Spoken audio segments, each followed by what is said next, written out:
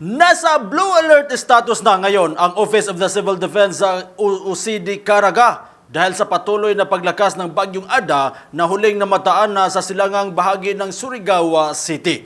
Ayon kay Ronald Anthony Briola, tagapagsalita ng nasabing ahensya, layunin nito na mas mapaghandaang mabuti ng mga kinauukulang ahensya ng gobyerno ang posibleng epekto na dala ng nasabing bagyo. Kabilang na nasa blue alert status ang mga lalawigan ng Surigao del Norte, Surigao del Sur at Dinagat Islands. Samantala, umabot na sa 12 mga bayan sa Caraga Region ang nagsuspinde ng klase ngayong araw dahil sa patuloy na pag-ulan at malalakas na hangin na dala ng Bagyong Ada. As of the moment po, nakataas na po yung alert status natin into blue alert.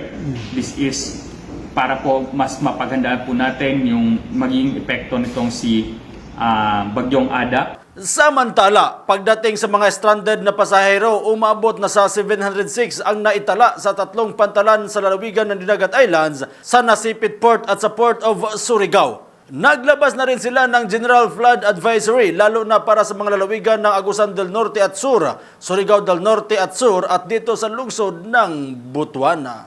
Meron din po tayong na-receive na mga reports na merong 706 passengers reported stranded in these 3 different ports dito sa atin sa Caraga Region. Mula rito sa Bumbo Radio Butuan, ito si Bumbo Rulan Hania nag-uulata, and this is Bumbo Radio Philippines, the #1 and the most trusted source of news and information. Basta Radio Bumbo.